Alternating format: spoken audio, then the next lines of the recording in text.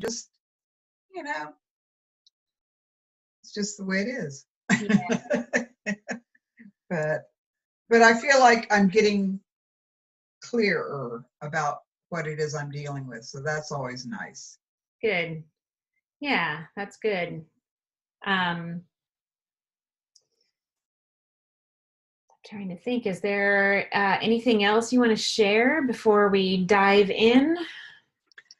I don't think so. Okay. I'm just ready to hear about air. Okay. Well, I'm ready to share, so I push the share button. Okay.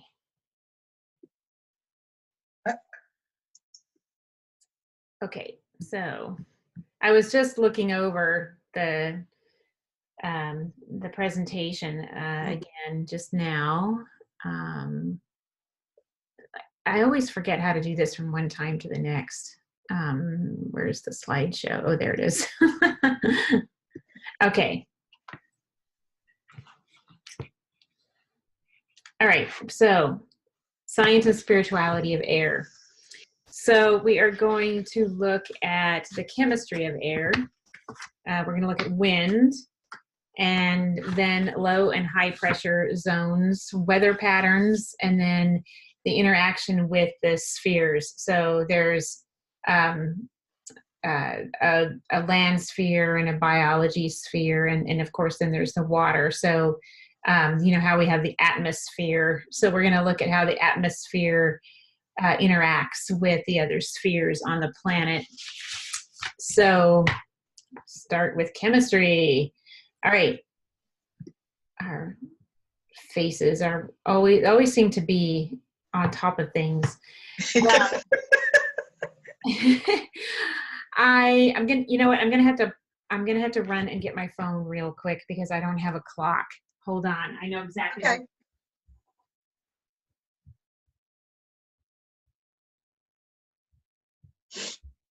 All right, I want to make sure we stay on time. Yes. All right. So, you know, you got your land, and then you've got your different compounds that are in the atmosphere. So really the only thing that for you to get out of this is what's in it, which is oxygen and nitrogen, some water, some argon, and some methane, and some CO2. So the greatest percentages, of course, are the nitrogen at the 78.09, and then oxygen at 20.95. And then everything else is really trace. The argon is at 0.93, the CO2 is 0.04, and that's in so percent. You know, they talk about that parts per million that we're not supposed to have. So this is parts per 100, you know, because it's in percent. So if we did parts per million, how far would that go? This would be over 1.004. Didn't they say we're at 400? Yeah. So I think that this is a fairly recent calculation. Okay. So parts per 100 would be at 0.04, and parts per, is that right? Well, parts per million. Let's not, I'm not gonna get too caught up in that. That was just sort of an aside. Yeah. It was over my head. Yeah. So anyhow, and then the methane is really itty bitty at the 0.00017%. And then of course, water ranges because of heat and pressure. So you can have more or less. If it's hotter, you're going to have less. If you're over body water, you're going to have more than if you're over land, things like that. So, so then the spiritual aspect of this is the composition in it of itself. So it's here to remind us that we human persons, along with all the other earth persons, are an integral part of nature. And that mixture is necessary components for all of life on Earth that's in the air Earth community and the exposure to it. So the human community needs to, one, see itself as belonging, and also that all the other things here belong too. So that the whole air chemistry thing is not a very complicated concept or subject, but it's important, and it's important later in this particular conversation, because the, you know, what goes into the air then necessarily ends up around the globe. So it gets more interesting later. So that's why it's important to know that piece. So then wind. So when I looked at wind, again, not a very complex topic, but the atmosphere itself, it kind of like the story of it begins to build, and what it actually ultimately does for us and is here to tell us. So there are local winds that are created by the local topography, mountains, valleys, water bodies, vegetation. Trees can affect wind on a really micro level. You can create cooler zones if the wind is coming in here, and you've got trees, wind is coming from this direction. When it hits the trees, it stops, and if it's warm enough, it'll rise up and over, but then it creates sort of a cool spot on the other side, and does these interesting things with wind that way. Valleys that are perpendicular to oceans will create a wind tunnel. And then mountains, of course, they're going to do the same thing with high and low pressure. They're going to create these cells of wind over those short distances. And then there are the global winds, and these are created by the heat from the sun and the Earth's rotation, and then the shape of the Earth. So as the Earth rotates, and the heat from the sun shines down on us, you get these larger winds. And I have a picture. All right. Yay. Okay, so what you can see is like these areas, that's local wind. And then this thing, that's actual global wind. And it does this thing where the heat, the difference between the heat from the polar regions and the equator, it creates a high pressure and low pressure. So you've got low pressure where it's colder, you're going to have lower pressure. And where it's warmer, you're going to have higher pressure. So things that are in the high pressure zone, they want to move into a low pressure zone because there's more room for it.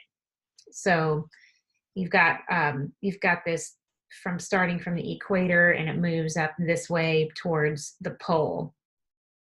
And then as the Earth spins, it sort of twists it around a little bit. So you get this, it's kind of like the effect that you see on the sun when you get a sunspot when the sun rotates. Because it's more dense in the middle and less dense on the outside. Not all of it is spinning as fast as it's not like basically a solid piece of matter the way the Earth is. So its magnetic lines get all tangled up. That's what sunspots are. They're magnetic lines that have gotten all tangled up because some of them are moving faster than others. Okay. Anyhow, so our wind is a little bit like that, because some of the air is hotter and some of the air is colder. Okay, so basically, wind it's an uplifting sort of energy, and in general, what it's intended to be when everything is balanced and all hunky dory with everything, it's it's a nice shift in environment. You know, it just carries, it just buoys you up and carries. And it tends to be a change in your physical environment. So you are either moving somewhere or the wind is bringing something to you. If you get something like a gale force wind, then what we have is some kind of resistance to change is happening. And the physical environment is affected by the attitude and the belief system, of course, that people have. And air or wind is that catalyst for bringing what you can imagine into the physical. So in a local region, so remember the local winds, um, in these local regions, we have local winds and you got local people. And in those regions, those people have their belief systems, and some areas are more progressive, or there's more peace, or there's more violence, or there's more chaos, and there's more discord, or there's more harmony, just because of how the people are in that area. And the local wind, it picks up that energy and it brings it into the global system. So this is how we can affect other areas of the planet, and we don't even realize we're doing it. I didn't know this until I went to create this, and this is what I was told. So no matter where we are or what we're doing, when we are in a good and positive and higher vibrational space, then that energy is picked up and it's carried around the planet, and it spreads around the planet. So this is why some areas maybe are doing better than others, because even with this, so it circulates. So what starts at the equator moves to the pole, and then it blows back around. It does circulate, but it tends to get picked up and moved only halfway, right? Based on this graph, it gets moved from the center to the pole and back again. And I imagine, when I'm thinking about, when I'm, looking at this right now, then some of this will actually, it'll get picked up and brought the other way also. But there's a tendency with the global winds, the way that they are, that it spreads better from the center to the pole and then back again. So when you have wind that is a nice, easy, constant wind, like that you might have, like the beach causes wind, and it's lots of times it's a breeze. And when it's like that, then that is a sign of openness to change. So that it gets injected into the global wind system and then starts to become the prevailing energy of the earth. So we're constantly, from those locations, constantly injecting energy into the earth. So those of us who live in those places, we might be there because that's how we are. Or it might, I think it works the other way around too, where it attracts those kind of people. So the energy of the area attracts those kind of people, and it just makes it bigger and easier to spread around. So the vibration of the whole planet gets taken care of by this wind action. And that, goes back to this, that idea that we are, the human person and all the other earth persons, we're on this planet together with the air, and the air is helping us to be more of a collective. Do you have any questions so far? Well, I think you kind of touched on it. You like a place attracting people as well as working on them. Yeah, both things are definitely happening because And, some of these places, the energy of them just by the nature of their topography, it creates a nice breeze. Um, Here where I am, it can be nice and a nice easy breeze, but sometimes it's not. It's mhm, really gusty and cold. So it's not like it's always this easy, gentle opening of attitudes, beliefs, and energy of the area and the people. I think when it gets like that, then that's when it's telling you, okay, I'm pushing on you a little bit. And then uh-huh. of course, yes, and then the region attracts people to it also. Yeah.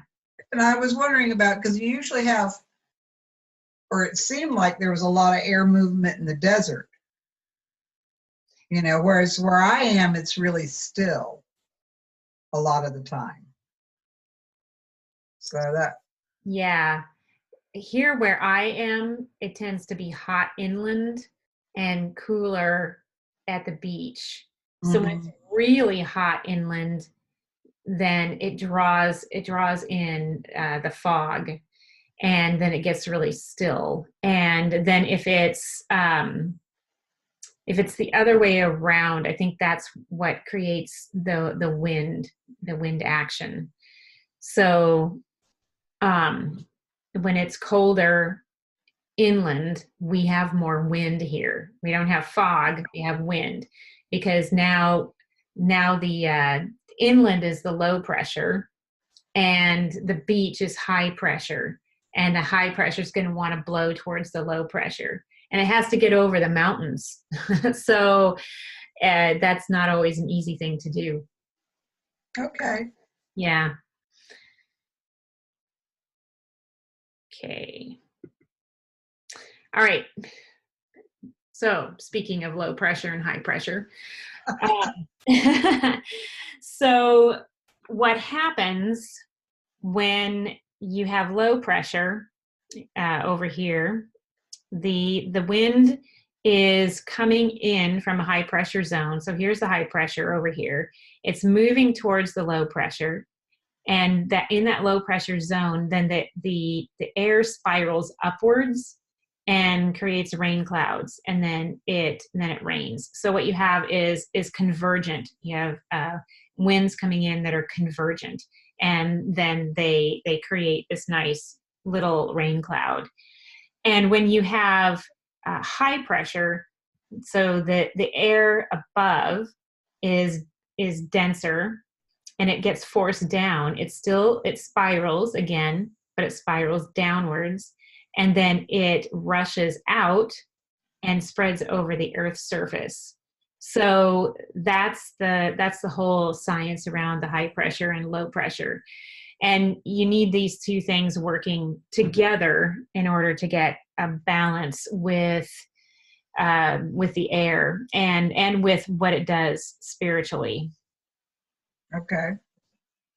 So that being said, I have to move us again. Um, oh, that works. I don't know if you can. I don't know how yours shows up. I put us way down at the bottom, and now we're side by side instead of over and under that, and that works really good.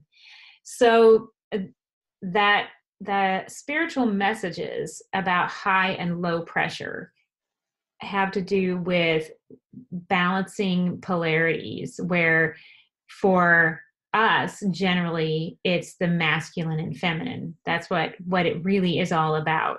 Is it masculine energy or is it feminine energy?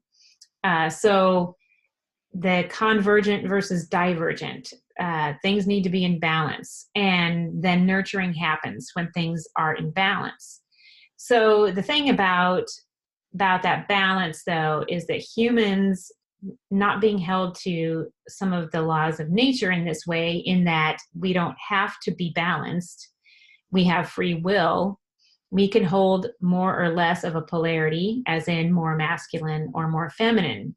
And those can be, of course, not grown-up masculines and feminines. So then you get even more interesting things happening. So there is this confusion that's happening during this awakening. And I want to make sure I don't forget something about this.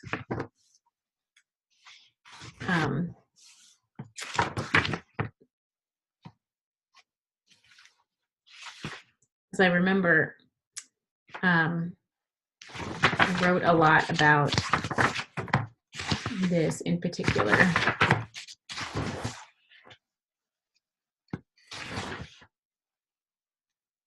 Okay.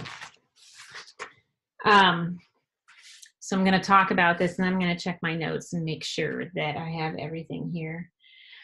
So there is confusion happening during this awakening that we're going through.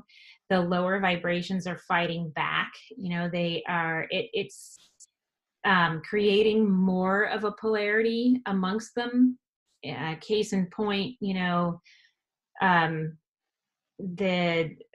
our politics and the way the difference between how women politicians are treated versus male politicians, and it's become more pronounced because they're fighting back. And this sort of like this headbutting that's happening, that's what's contributing to the extreme weather events on the planet. So we are not balanced in our polarity. So it's causing an imbalance in the way the polarities on the planet operate with each other. However, it's also a transition time. It's transitioning things to actually spread the awareness further, because the chaos that's happening and the huge disagreements and all the discord amongst people, and those who are claiming misogyny, patriarchy, racism, etc. And then, of course, the factions that are going, you're making too big a deal out of this. They are at odds extremely right now. And it's too foreign of a concept for some of us to realize that we aren't spreading harmony, that this isn't normal to have all this divisiveness. And it's showing up in the weather.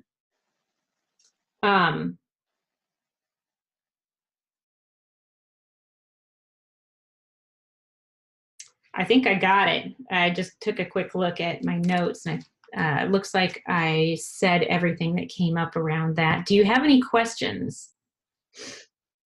No, I had kind of heard this whole idea of our emotions really affecting the weather before.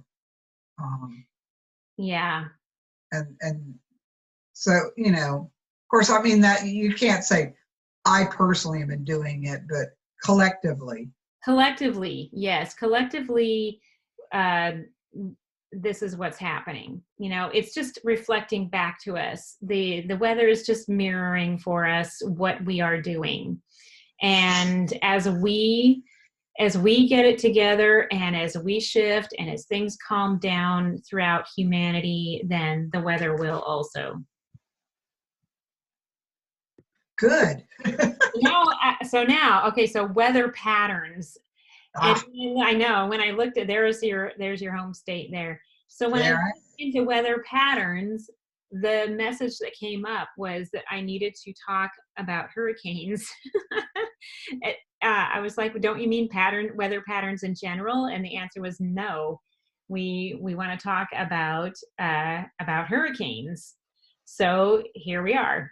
So I should have gotten another picture of where they come from, because The reason why you get so many hurricanes, where you get them, coming up through the islands here, Cuba, and I guess like the Virgin Islands are further that way, and then Puerto Rico and etc.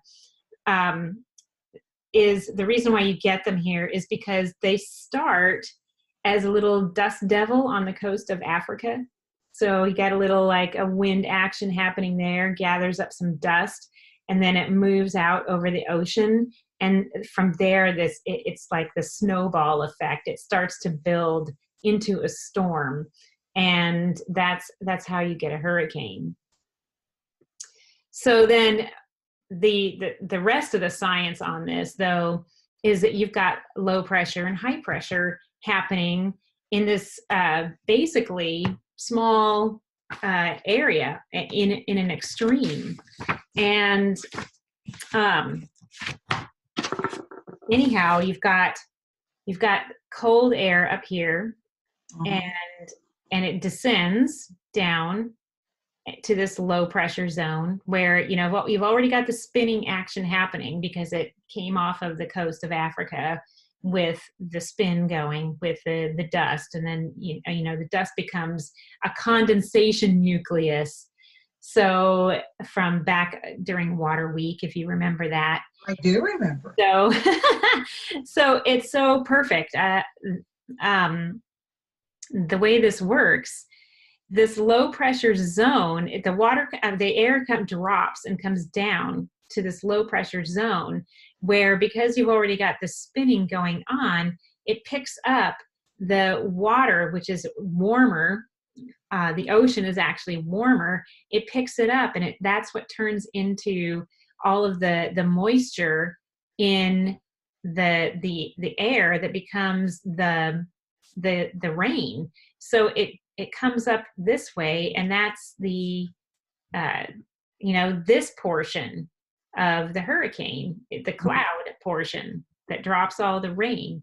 And then, of course, because you've got this low pressure zone here, it's sucking all this air in from the edges, which then is what drives that moisture up. So it's just this like amazing, it's almost like kind of like a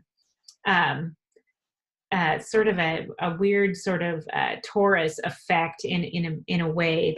This is doing that out here, but it's also, of course, it's spinning around like a ginormous tornado. So anyhow, it's what's important to get out of this is the whole high pressure, low pressure operating in an extreme way in the hurricane, which of course is one of the things that we are helping to create by having the whole discord of the polarity between humanity right now. So again, you've got an example of the power of high and low pressure working together, which is a metaphor for balancing the masculine and feminine. And of course, it's being fed by water, ocean water, which is a deep emotional cleanse, also from Water Week.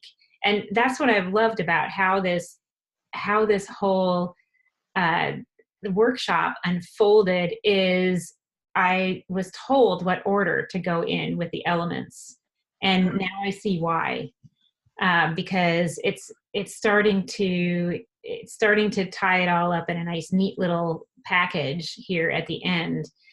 So there's a deep emotional cleanse happening, and enough of us are waking up and experiencing that release of that deep emotion, and it's being expressed by the earth.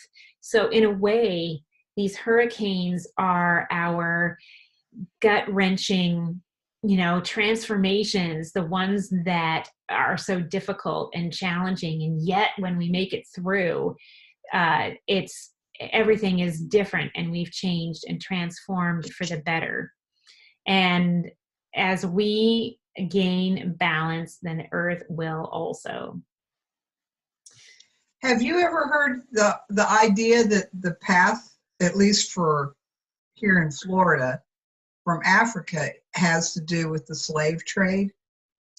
I hadn't heard that, but that, that makes sense. That makes sense. And didn't they cleared a lot of Native Americans out of Florida also? They displaced a lot of them too. Wasn't that where All along the East Coast. yeah, wasn't that where the Trail of Tears? Um, That was actually a little further north. That was more North Carolina. okay. And up in that area. I think there were some from the Panhandle. A lot of, or not a lot, but some tribes went into the Everglades where nobody wanted to go. Yeah, right. Mosquitoes, things that bite, not just mosquitoes, big things that bite. Yeah, big things. Alligators. All kinds of wild stuff. Yeah. Yeah, so that makes sense to me, but there's also just on that topic of things that also didn't isn't that where they thought the Fountain of Youth was Florida? That's where, yeah, that's where they were looking for it. Yeah. So interesting energies of Florida. Yes. It'd be interesting to look at what the area, what that region is teaching us. And I know it's at risk. A lot of it is at risk with ocean rise. So, well, ocean rise, and right now we're having incredible problems with pollution. Yeah, I've heard red tide and algae blooms, and I've heard there's a lot of dead stuff in the ocean on it's pretty scary. on the west side. Yeah, that's scary. Well, I think it's probably, you see it more in the Gulf because there's not as much action for the red tide to disperse. Okay. But they're having it on the East Coast too. They're trying not to talk about it because they don't want to kill the tourism. What was that? They don't want to kill the tourism. Oh, they don't want to kill the tourism. Yeah. Yeah, well, I think but you know what? The tourism's going to die if the area dies, so maybe they should talk about it. Well, I think there's some people that are hearing that, so that's good. Good. I'm glad. Putting that together. Okay. Yeah. So, was there anything else you wanted to say about that? No. Okay. All right. So, then we've got the Earth's spheres, and there's the lithosphere, which is the land, and the biosphere, which is the living things, the hydrosphere, which is the water, and of course then the atmosphere. So these top three spheres, the lithosphere, biosphere, hydrosphere, influence what is happening in the atmosphere. So, for example, I like to talk about the trees so much.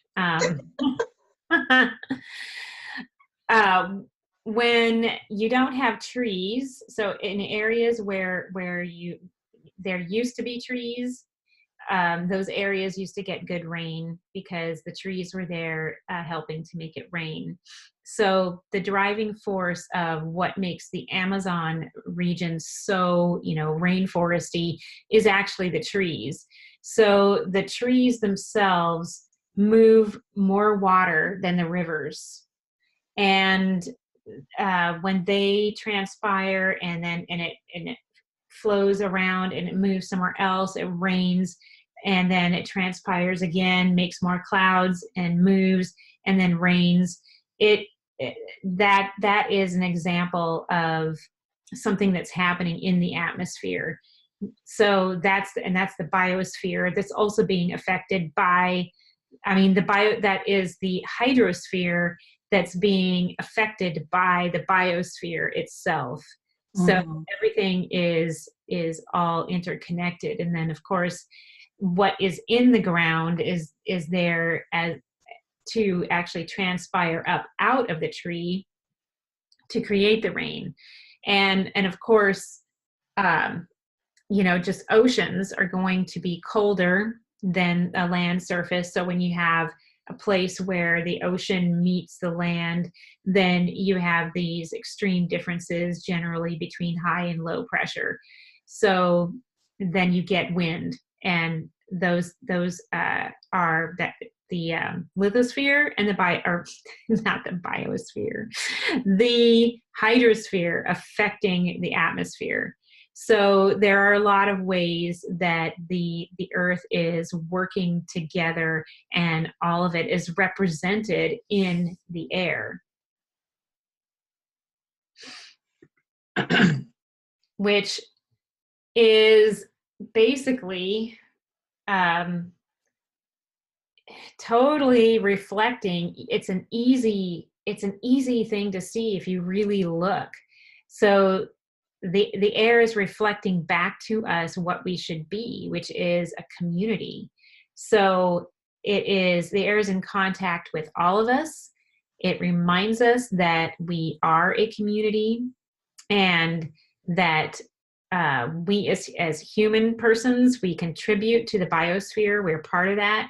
We can be balanced, or we can be not balanced. Mm-hmm. And when we contribute unbalance to the global community, the rest of the earth pulls together and adds balance. So that's the message here, that this is why the earth is our mother, because the lithosphere and the hydrosphere are going to contribute to the atmosphere in a balanced way. So the vibration, the belief system is going to be affected by the contributions from Mother Earth. And I wanted to also stress that fire influences the earth too. So I got to this point and I said, oh, well, here we've got all the elements contributing.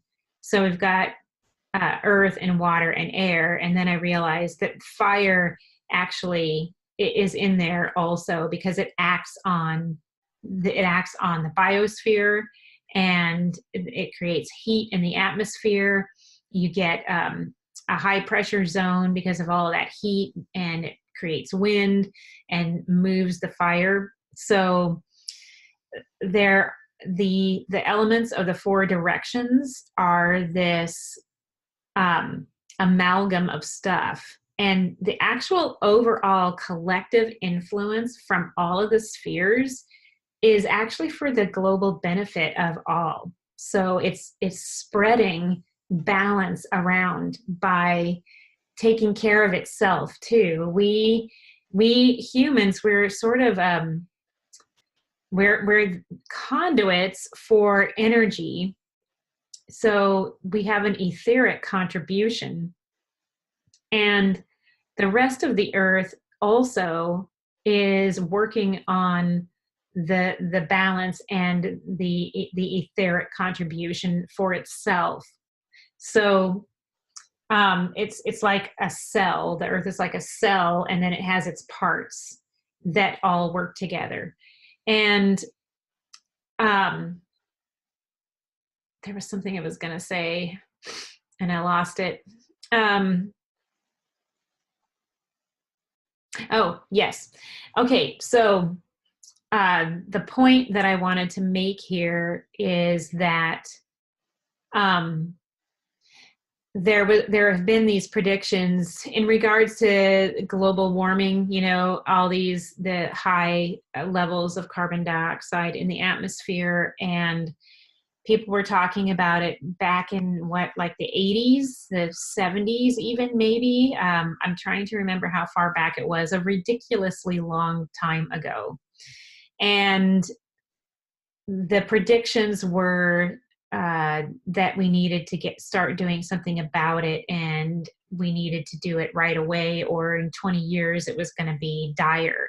Well, it's been like 40 years since that message first came through.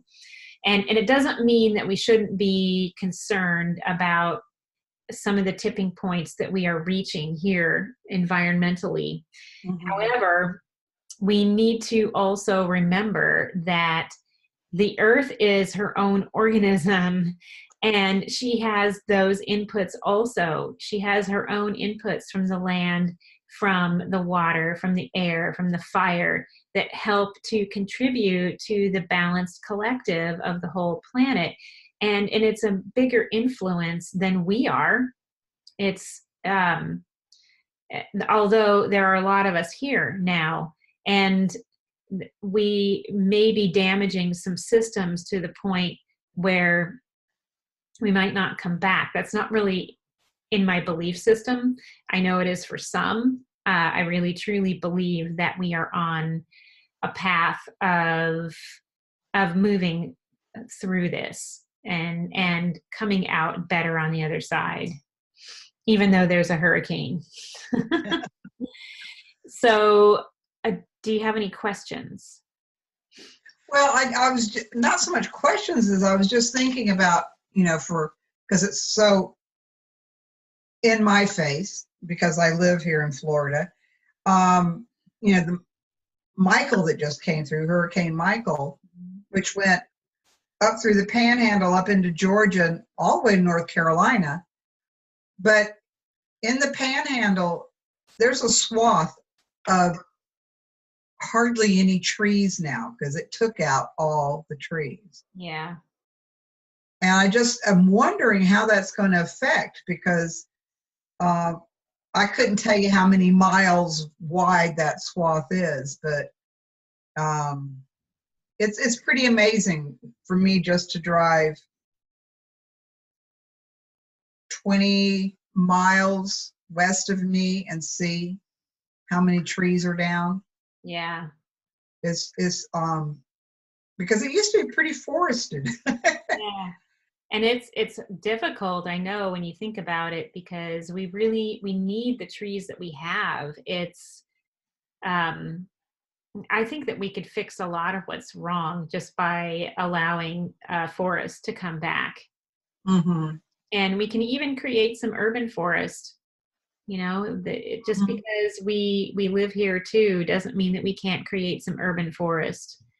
Right. Yeah, but our wild areas could use some reforestation. The hills behind me here are completely naked. It's a great place for trees to be growing. And they're not.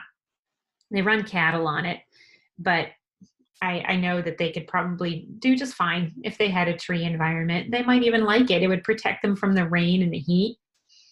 So they'd have more water, more grass to eat. Or even just large swaths of trees. Yeah, yeah, definitely. Yeah. I think this is the last slide. Yeah. Now, Ah, now it's time to do our meditation and meet our air animal guide. who my air guide is. Yes, gonna meet an air, and I guess it's gonna be an animal guide. I'd forgotten that was the guidance that I got. So that's gonna be interesting. All right. Okay, so go ahead and close your eyes. Start to breathe into your heart, into your heart space, your heart lung.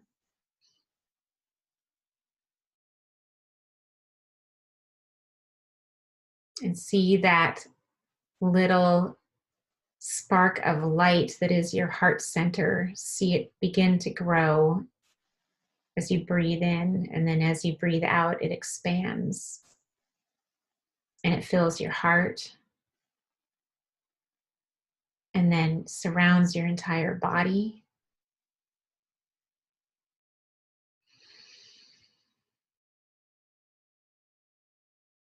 And then just let it get as big as it feels like it needs to be. It could fill the room or your house or spread out around the globe.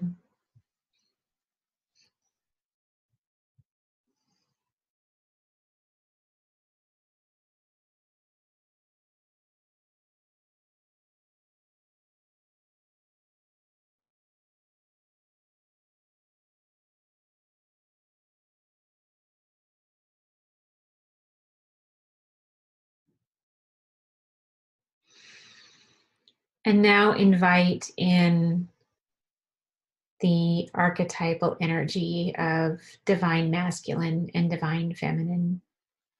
Bring those into your heart space, creating the unified heart space.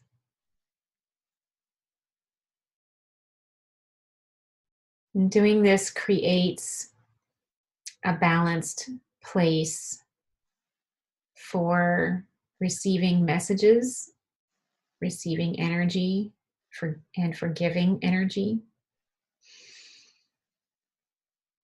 And you too are in that heart center with that divine masculine and divine feminine.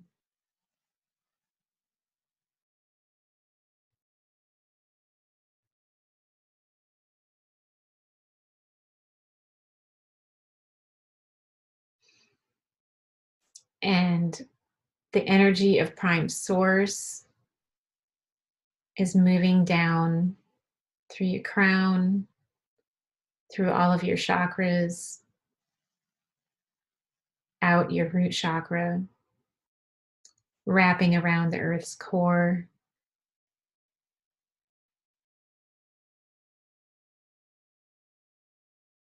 And then the energy from the earth's core is coming back up, meeting in your heart space, in your heart center with you and the divine masculine and divine feminine.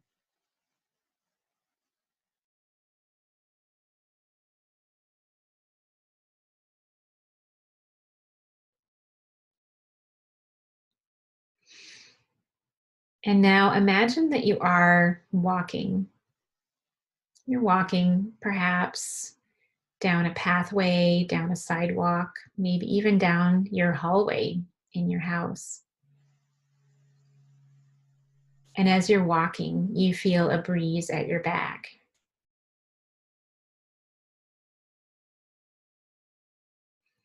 And that breeze becomes this immense upward lifting wind that gently picks you up,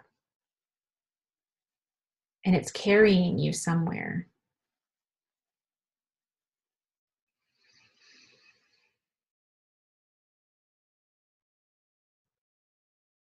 And you're safe, and you're traveling, and this air drops you somewhere.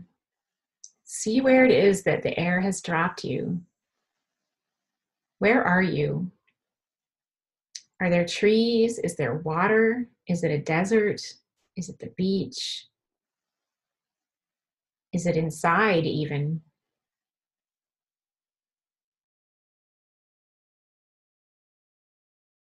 But wherever it is that you are visited by your air animal guide. It is there with you now.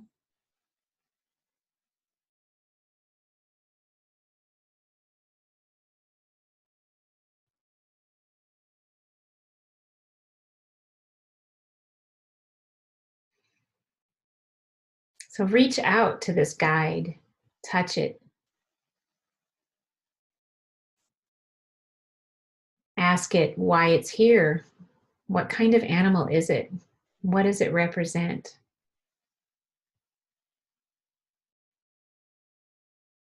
Does it have a message for you right now? It definitely has a gift for you.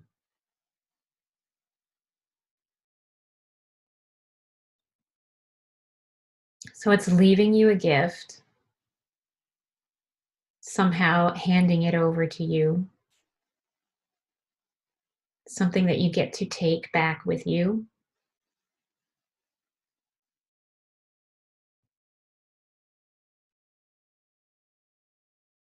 And just feel it right now. How does it feel?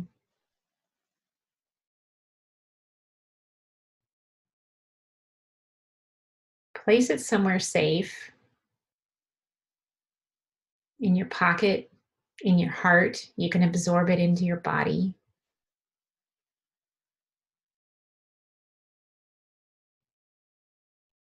And know that you can come back and talk to this animal again anytime that you like. And for now, the air lifts you up again and brings you back.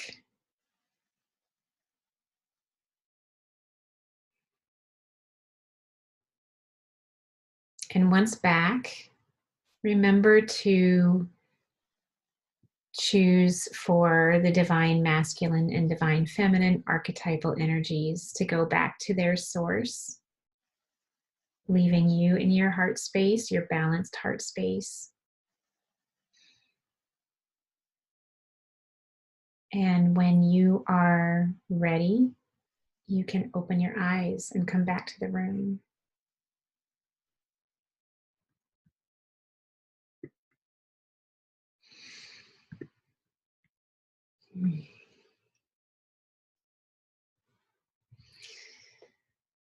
I liked that.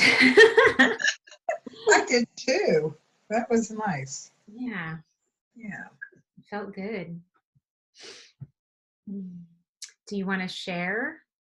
Well, I ended up at the beach, and a bald eagle came to me. Wow. Of course, I was trying to turn it into then the environment it was supposed to be instead of just the regular beach, but Right. stopped that.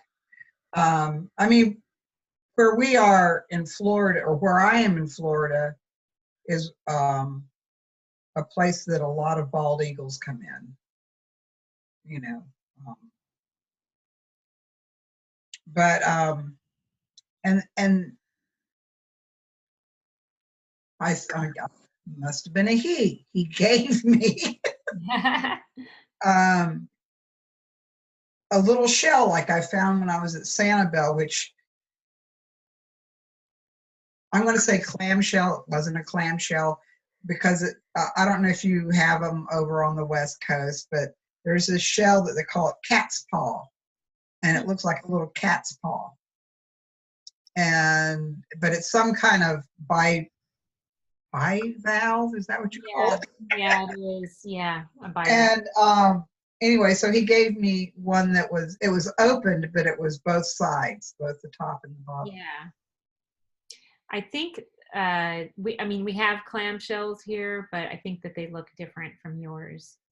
Well, we have all different kinds, and that's why I said this is probably not a clam that lives in that. I guess I need to do some research. But I'm gonna look it up, cat's paw. There's something significant about that for you. That's probably what we're gonna do our card readings on Thursday. well, it's one that I've always liked ever since I was a child, because I liked that it had fingers, and then lots of times they'll have. It's usually a whitish shell with red markings, Mm-hmm. and Pretty. it is pretty. It's like one of my favorites. I always get excited when I find them. The adult that I am. Right. I get excited when I find abalone. I love it. Yeah. Was there any particular feeling that you got off of your guide or from the gift? Not not really. I mean, I feel like I just need to sit with it for a little while. I didn't get any message or exact feeling or anything. It was just. I mean, it felt real. Not surprising, which was kind of interesting. Yeah, and these meditations are meant to be, an introduction to this guide that then you can go back to. Mm-hmm. So, I got a little bit from mine, not a lot. I totally got ahead of my words, so I was already, I got like plopped into like the top of a tree. And there was an owl up there, so I got an owl who gave me a ruby ring. Wow. something that I get to wear. And I know in general that the owl is, you know, it's it's about being safe, you know, to express yourself. It's that card that Julie got in our last reading, where you have this baggage or energy imprint that it's not safe to truly express something about who you are. And I know that that owl was telling me that I'm really safe now to put that down, you know, to put that energy down. And there's something about the ruby. I'm gonna look that up. There's something about the ruby that is there to help me with that. So, yeah, Yeah, that's pretty cool. yeah. Well, Yeah. it looks like we both have some research. I guess we do. We've got 3 more minutes. 3 more minutes. 3 whole minutes. So, is there anything you want to ask about, or anything that you would like for me to answer in regards to? I could feel into the energy if you like about your eagle. I have not investigated the energy of eagles, but I could draw on something right now and give you some extra information if you'd like. Sure. That would be cool. Okay. Okay, so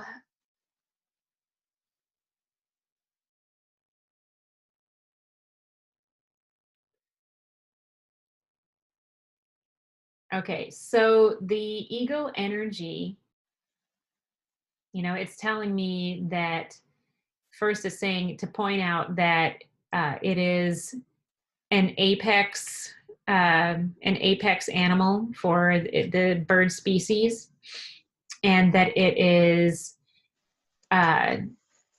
free and powerful, and it's safe to be free and powerful because it is such an apex species. So what it represents uh, is basically no holds barred freedom of what its empowerment is about. So it's, what is your empowerment about? That's the question that it is asking you to fearlessly free yourself about. That's interesting. Yeah, it is. And because that's been coming up a lot. Yeah. And You know, I know it's trying to show you that you are an apex species. So feel free to express your empowerment.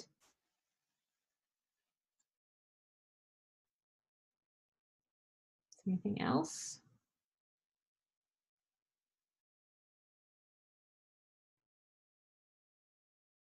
Nope, I'm not getting anything else.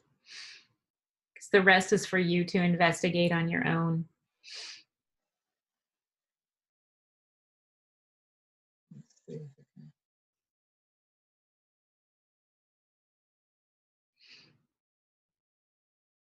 so I don't know if you can see it, but those are the little cat's paws.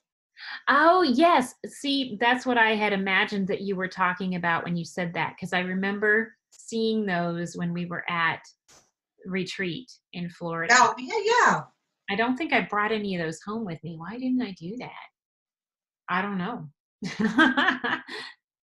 I don't know when I'll get back to Florida. Well, maybe I can wrap one. I found a bunch of them that were just cracked open. You know, something must have been munching on all the insides. I was in around Sanibel, and so I found a bunch of them that are cracked open and all clean, but they were still connected and had a pretty strong connection. Lots of times when you find them, they end up falling apart, you know, and these, so knows? You might just end up with a cat's paw in the mail. Ooh, that'd be so cool. All right, well, we are at the end of this. I'm going to go ahead and stop our recording.